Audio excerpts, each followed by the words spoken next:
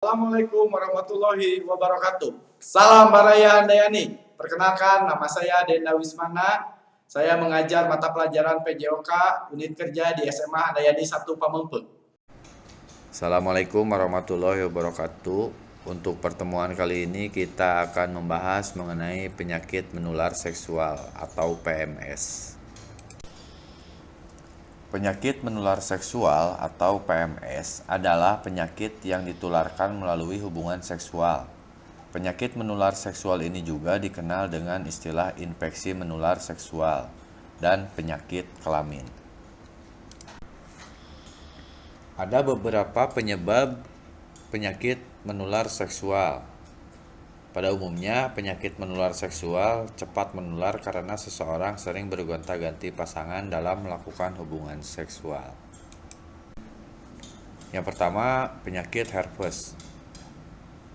Apabila seseorang yang melakukan hubungan seksual dengan orang yang menderita penyakit herpes, maka akan otomatis tertular penyakit menular seksual.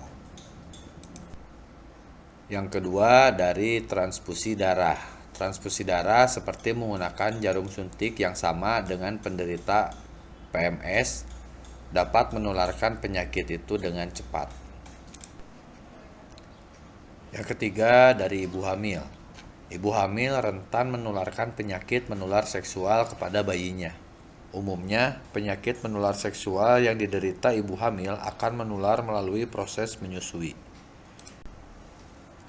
Ada macam-macam penyakit menular seksual atau PMS. Yang pertama berdasarkan virus, yaitu herpes progenitalis, yaitu penyakit yang disebabkan oleh virus herpes simplex.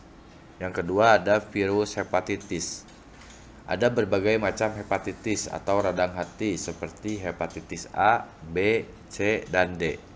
Yang ketiga ada limfogranuloma venereum, yaitu penyakit menular seksual yang disebabkan oleh virus Chlamydia trachomatis.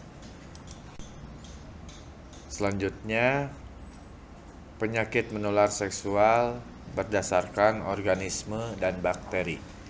Yang pertama ada gonore atau yang dikenal dengan kencing nanah, adalah penyakit kelamin yang disebabkan oleh kuman gonococcus. Yang kedua ada sifilis, yaitu salah satu penyakit yang sangat berbahaya dan menular. Penyakit ini disebabkan oleh salah satu kuman yaitu Spirocheta. Yang ketiga ada vaginitis, yaitu salah satu penyakit menular seksual yang menyerang organ vital perempuan. Gejala vaginitis ini ditandai dengan adanya peradangan pada vagina. Yang keempat ada HIV, yaitu sejenis virus yang melumpuhkan kekebalan tubuh manusia dan dapat menyebabkan penyakit AIDS. Yang kelima ada chlamydia, yaitu penyakit menular seksual atau infeksi yang menyerang saluran kencing, leher rahim, dan saluran indung telur. Yang keenam ada chancroid, adalah salah satu penyakit menular seksual akut yang menyerang bagian genitalia, yaitu alat kelamin. Penyakit ini disebabkan oleh virus Streptobacillus ducreyi. Yang ketujuh ada granul inguinal, adalah peradangan menahun yang menyerang alat kelamin. Penyakit ini disebabkan oleh bakteri Calimactobacterium granulomatis. Selanjutnya ada penyakit menular seksual berdasarkan parasit. Yang pertama ada trichomoniasis, yaitu biasanya sering disebut dengan trik. Penyakit ini disebabkan oleh parasit yang disebut Trichomonas vaginalis. Yang kedua ada pediculosis pubis, adalah penyakit menular seksual yang menyerang bagian genitalia. Penyakit ini disebabkan oleh adanya parasit, yaitu kutu T-Hirus pubis. Selanjutnya kita akan membahas mengenai langkah-langkah pencegahan dari penyakit menular seksual. Yang pertama yaitu pendidikan seks. Pendidikan seks adalah penerangan mengenai anatomi seperti pertumbuhan rambut pada ketiak dan sekitar alat kelamin, serta mengenai proses reproduksi melalui hubungan seks. Adapun tujuan pendidikan seks yang pertama yaitu untuk membentuk pengertian tentang perbedaan seks antara pria dan wanita dalam keluarga, pekerjaan, dan seluruh kehidupan.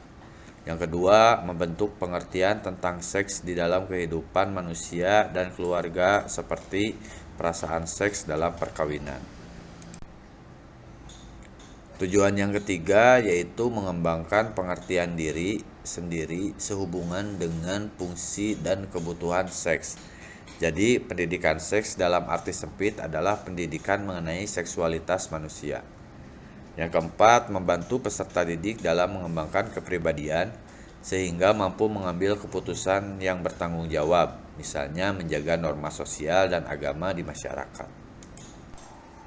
Berikutnya ada manfaat pendidikan seks bagi remaja. Yang pertama yaitu dapat mencegah penyimpangan dan kelainan seksual. Yang kedua dapat memelihara tegaknya nilai-nilai norma. Yang ketiga dapat mengatasi gangguan psikis. Dan yang terakhir dapat memberi pengetahuan dalam menghadapi perkembangan anak. Langkah pencegahan selanjutnya mengenai penyakit menular seksual yaitu dengan pendidikan agama. Yang pertama, memisahkan tempat tidur anak. Yang kedua, meminta izin ketika memasuki kamar orang tua. Yang ketiga, mengajarkan adab memandang lawan jenis. Yang keempat, larangan menyebarkan rahasia suami istri. Dan pencegahan yang terakhir yaitu melalui keluarga. Pertama, faktor keluarga sangat menentukan dalam masalah pendidikan seks sehingga perilaku seks bebas dapat dihindari. Kedua, keluarga harus mengerti tentang permasalahan seks sebelum menjelaskannya kepada anak-anak mereka. Yang ketiga, seorang ayah mengarahkan anak laki-laki dan seorang ibu mengarahkan anak perempuan dalam menjelaskan masalah seks.